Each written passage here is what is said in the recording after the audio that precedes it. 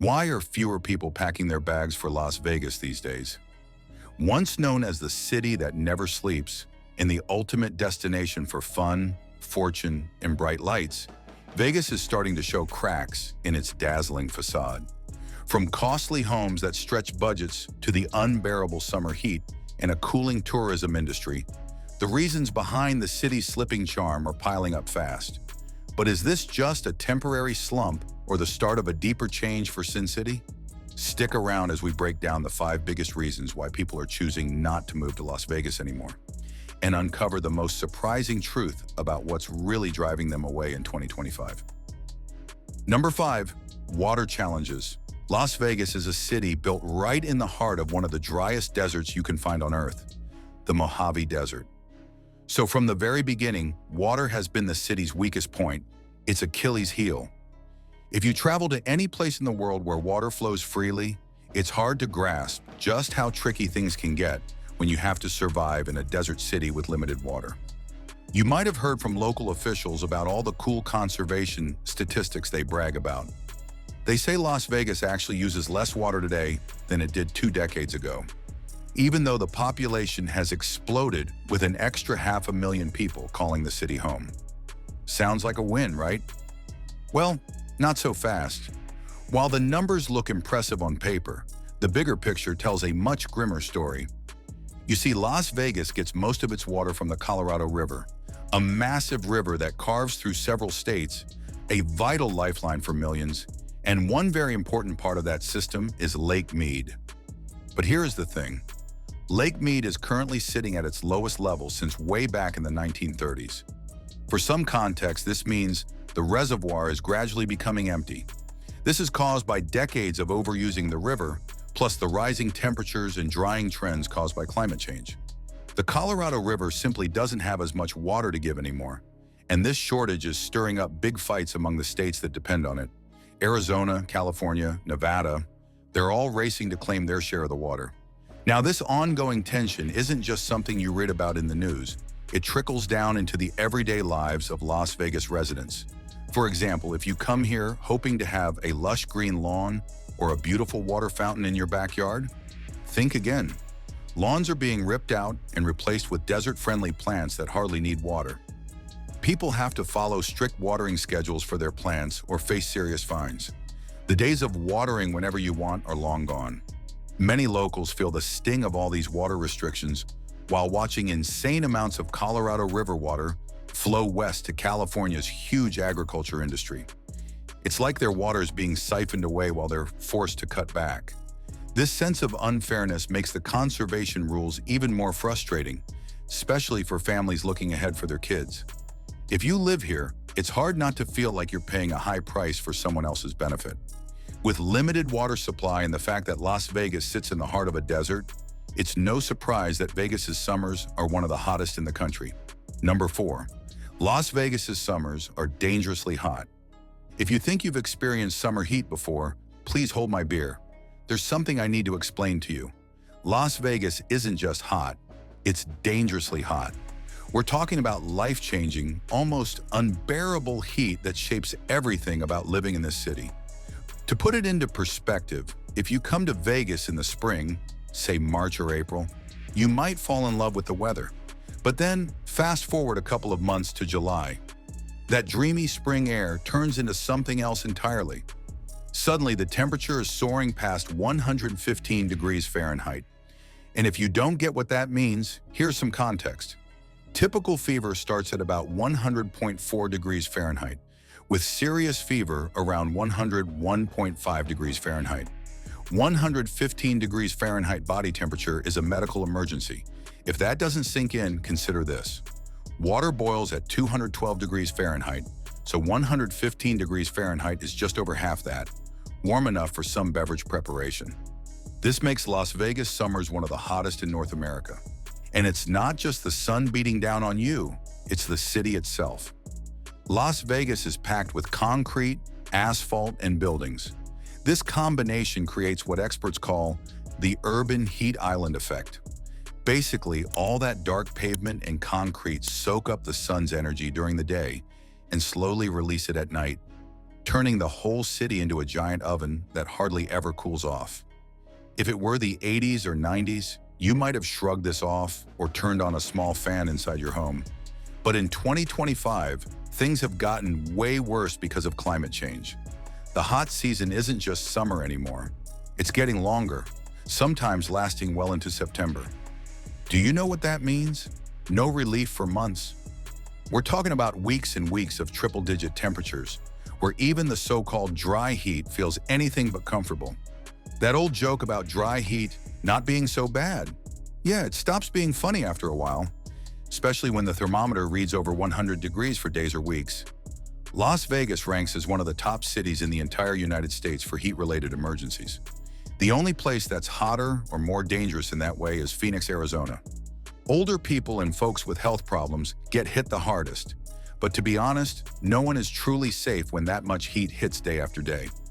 Construction workers, landscapers, event setup teams, anyone who spends hours outdoors will tell you that the summer months in Vegas can be brutal. Physically exhausting, mentally draining, and yes, even financially tough. Speaking of money, here's a hidden cost many newcomers don't expect: electricity bills. When the heat is this high, air conditioners run non-stop, 24/7. You might think you're just paying for a cool breeze, but it adds up fast. For an average 3-bedroom house, expect to pay around $400 a month in summer just to keep the place livable. If your home is older or bigger, that bill can easily spike to $600 or $700 a month. And the crazy part, scientists say this won't get better anytime soon. Climate change is making the heat stronger, longer, and more intense every year. No wonder many people are leaving for a cooler place. And while the heat crisis in Las Vegas is a very serious challenge, there's an even bigger reason why many people are not moving to Las Vegas anymore. Number 3, high crime rate. Do you know that safety in Las Vegas is kind of like a patchwork quilt? Some parts of the city are super safe, where neighbors look out for each other, community watch programs are active, and you can feel comfortable walking around even at night. But on the flip side, other areas have a much bigger problem with crime. For some context, Las Vegas actually ranks in the 35th percentile for safety in the US. That means about 65% of other cities in America are actually safer. Think about that for a second. Over half of the cities in the country have fewer crime issues than Vegas does. So what do these numbers mean? Well, Las Vegas experiences higher rates of both violent crime and property crime compared to the average city in the United States. Violent crime includes things like assaults and robberies, while property crime covers things like burglaries and car theft. And if you travel to parts of the city around the famous tourist corridor, you'll notice cops everywhere, heavily patrolling the streets to protect visitors and keep things smooth. However, just a few blocks away from those colorful, crowded streets, you might step into neighborhoods where thefts, break-ins, and even violent incidents happen more often. If you come from a small town or a quiet suburb where crime is low and everyone seems to know each other, adjusting to the crime rates here can be a real shock. It's not just the idea of crime itself, but the constant need to stay alert and aware of your surroundings, a skill that might be new or uncomfortable for many newcomers. Because of this, many people who move to Vegas end up spending more money setting up home security measures like alarm systems, cameras, and stronger locks. This adds extra costs and stress that you might not have planned for. The Las Vegas Metro Police Department is generally known for being responsive and active in fighting crime, which is good. They try to keep the peace and protect both locals and tourists. But here's what you need to know. No matter how hard the police work, they can't solve the bigger problem of crime all by themselves. Crime trends depend on lots of social and economic factors, not just policing. However, there's something even bigger than crime that is deterring people from moving to Vegas. Number 2, high housing market. If you arrive here expecting the market to be like it was, say, in the 80s or 90s, you'd be in for a shock. Back then, homes were way cheaper in comparison to typical incomes. But now the average price for a modest house in Las Vegas is hovering right around $430,000 to $440,000, making Sin City one of the costliest places to own a house in the country. For some insights, if you come to Toledo with a budget of $430,000, you could easily afford a spacious 4-bedroom home, with 3 bathrooms, a finished basement, a large backyard, and maybe even extras like a pool, new kitchen, walk-in closets, up-to-date appliances, and a 2-car garage. That's to give a glimpse of how costly the housing market in Vegas is. Even though experts predict prices might drop a little bit by 2026, it's still tough to find a good home that doesn't cost a fortune. Imagine you're a young professional or a family wanting to move here. The big question is, can you afford a median-priced home? The answer is often no. For a typical family, they'd need to earn about $108,000 a year to comfortably afford a median-priced home. That's like my 3 years' salary combined. For a lot of people also, this is way above their salary. And this isn't just about buying homes. Even renting here is expensive, with monthly rents climbing steadily across many neighborhoods. If you come to look around neighborhoods in Las Vegas, you'll notice some areas where houses sell for over $1 million. For example, places like the Paseos have median listing prices above $1 million, which is simply out of reach for most people. On the other hand, you have the more affordable neighborhoods like Pioneer Park, but even there, median prices run close to $275,000. That might sound reasonable, but when you factor in how much you spend on basics and other living costs in Vegas, it's still a challenge. Many parents face the harsh reality of choosing between paying a mortgage that consumes most of their paycheck or living in less desirable parts of town with poorer schools or fewer amenities. If you travel to other states, like Texas or Florida, you might find better housing affordability paired with growing job markets and decent school districts. That comparison often makes people think twice before committing to Vegas and its pricey market. Speaking of job markets, number 1, high unemployment rate.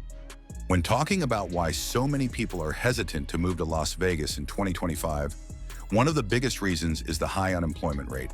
To put it into perspective, as of July 2025, the unemployment rate in Las Vegas is hovering around 6%. Now that might not sound crazy high to some, but if you come to compare it with other cities, it's actually one of the highest in the entire country for big metro areas. If you arrive here and start looking for work, you might quickly realize that the economy of Las Vegas is heavily reliant on tourism and hospitality, industries still struggling to fully recover after the pandemic and facing tough times with fewer visitors. For some context, millions of people used to flock to Vegas's casinos, shows, and conventions, supporting thousands of jobs. But when fewer tourists visit, hotels cut back on staff, restaurants close early, and entertainment companies scale down. This means fewer job openings and more competition. What if I told you that Las Vegas has been facing a kind of restructuring in its job market? This means many workers are moving from traditional jobs in leisure and hospitality into other fields like healthcare, education, and transportation. But this shift isn't smooth or quick. For many, it means going through a tough period of unemployment while learning new skills or waiting for openings in these other fields. This is what economists call structural unemployment, when people don't have the right skills or jobs to match the changing economy. If you see the unemployment rate up close, it's not just about percentages. It means 74,000 plus people are actively looking for work in this area. That's a big number of people competing for jobs. When competition is fierce and uncertainty grows, it can discourage newcomers from moving to Vegas. Compared to other cities in Nevada, like Reno, which has about a 4.5% unemployment rate, Las Vegas struggles more. This difference tells a story about where job opportunities are better and where people might choose to live instead. For families considering moving, high unemployment can create a stressful situation. If you're a parent thinking about moving here and can't find steady work, how will you pay the bills, afford housing, or take care of your kids? This is a very real fear for many, especially when paired with other high costs like housing and schooling. Do you know that when unemployment rises or stays high, local businesses also suffer? Fewer people working means fewer people spending money, which hurts restaurants, shops, and service providers. This creates a kind of cycle that's hard to break, keeping Las Vegas from growing economically as fast as people want. So there you have it, the 5 biggest reasons why people are deciding not to move to Las Vegas anymore. From sky-high housing prices to a tough job market, and from soaring summer heat to concerns about safety, Sin City's sparkle is dimming for many hopefuls. But the city isn't disappearing or giving up its crown as the entertainment capital, it's just changing. For the right person willing to navigate these challenges, it's still a place full of dreams, opportunities, and excitement. Now I want to hear from you. Would you still roll the dice and move to Vegas, or would you walk away before things get more complicated? Drop your thoughts in the comments, smash that like button if you found this eye-opening, and don't forget to subscribe for more deep dives into America's best and toughest cities.